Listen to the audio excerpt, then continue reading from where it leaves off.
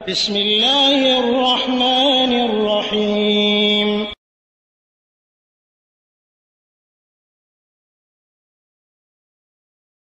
ওয়ালাইকুম আসসালাম ওয়া রাহমাতুল্লাহি ওয়া বারাকাতুহু। জি, বাংলাদেশ থেকে তাইজুল ভাই জানতে চেয়েছিলেন যে কোনো ব্যক্তি যদি স্ত্রী রেখে মারা যায় তাহলে সেই স্ত্রী 40 দিন পর কি নতুন কাপড় পরতে পারবে?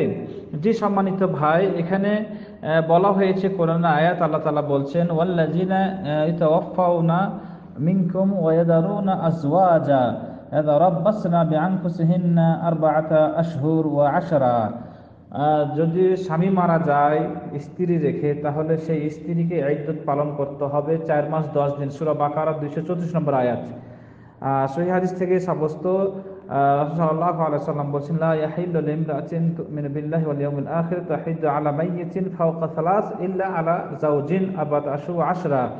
কোনো ব্যক্তির জন্য বৈধ নাই, কোনো মহিলার জন্য বৈধ নাই যে যারা আল্লাহর প্রতি ঈমান আনে, পরকালের প্রতি বিশ্বাস করে, যে তারা কোনো মৃত্যু ব্যক্তির উপরে 3 দিনের উপর শোক পালন করবে, তবে স্ত্রী ব্যতীত স্বামীর ওপরে। অর্থাৎ স্বামী মারা গেছে, সেই স্ত্রীর জন্য শুধু ছাড় আছে 4 মাস 10 দিন। এটা যদি মানে মানে গর্ভবতী মহিলা না হয়।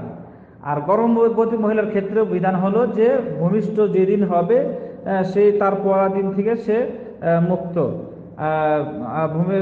গর্ভবতী না হলে তার জন্য 4 মাস 10 দিন ইদ্দত পালন করতে হবে।